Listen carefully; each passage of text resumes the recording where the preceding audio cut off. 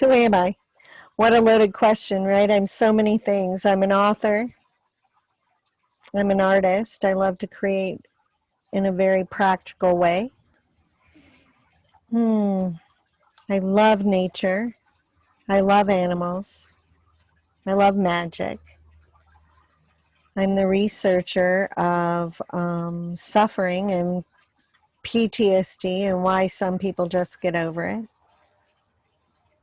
I've traveled around the world and back in a quest of finding those answers for myself. And in that process, finding them duplicatable and finding the ability to share that information and guide people out of their suffering, which has been an amazing turn in my life.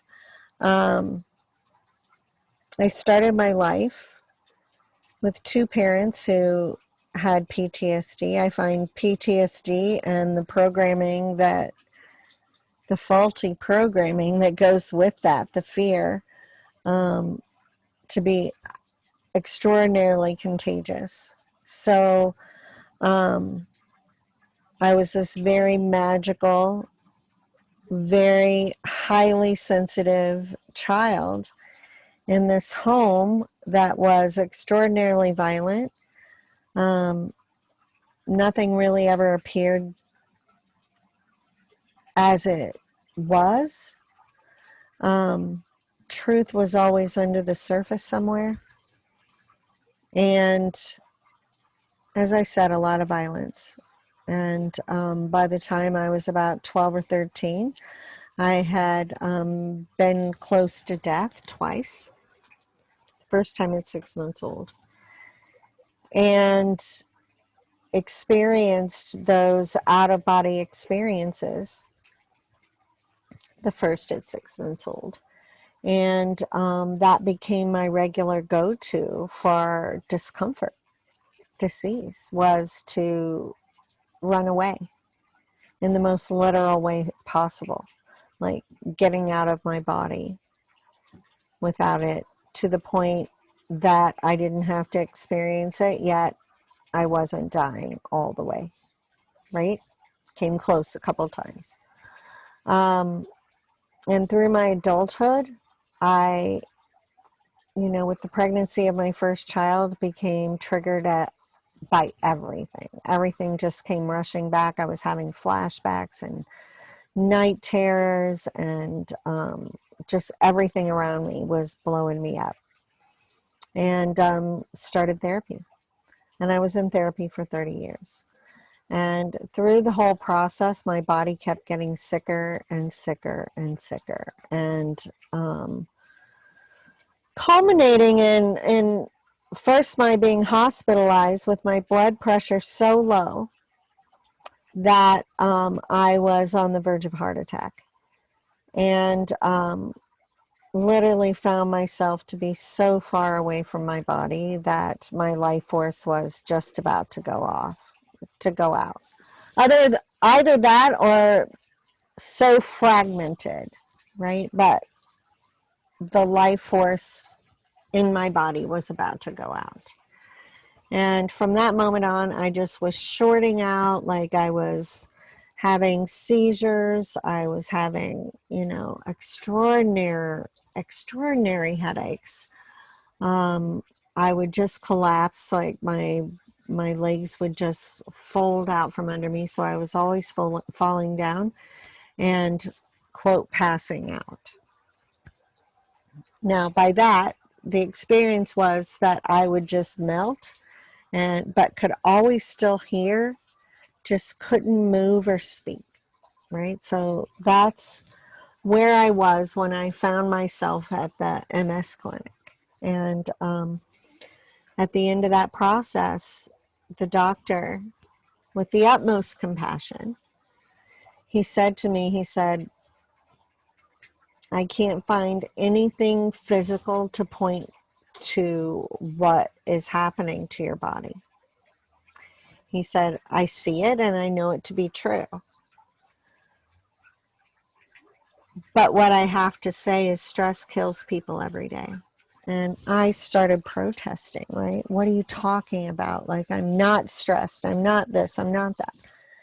And he just sat there very calmly saying, there's no fix. Like, you know, you're going to have to make some very drastic changes in your life. And this was on the heels of my final psychiatrist saying that you're just not in your body. Like, I don't even know what to say.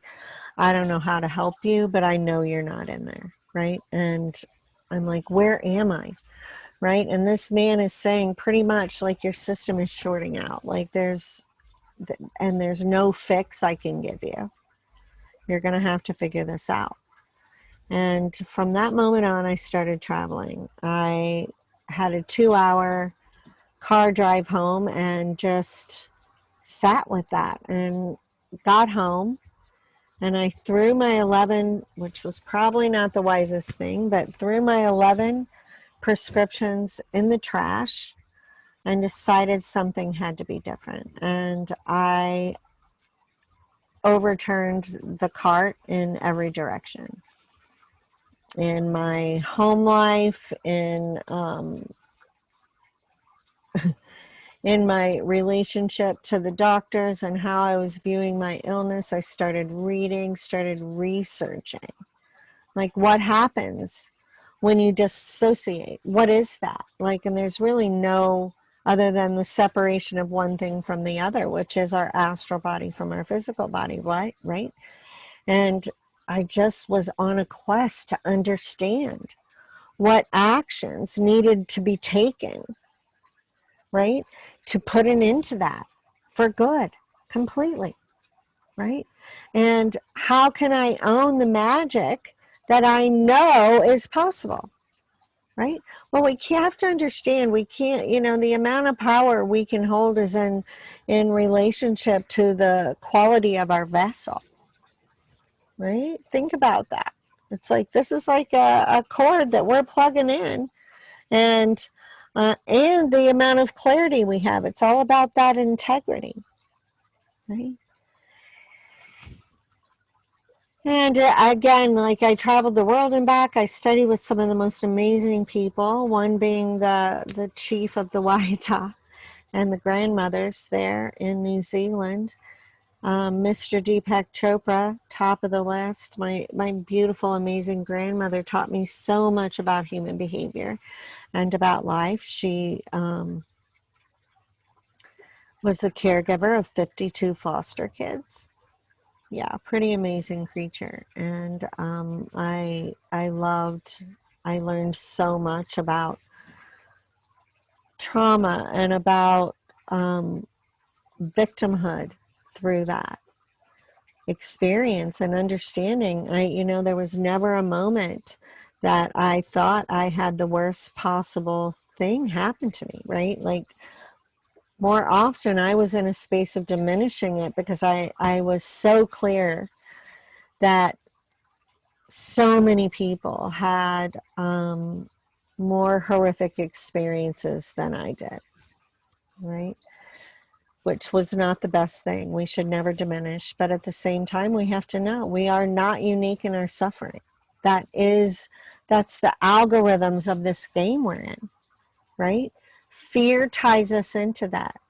So when we can understand what happened yesterday is not happening today, and we can take the actions necessary to dismantle it, we can be completely liberated and step through the eye of that needle, right?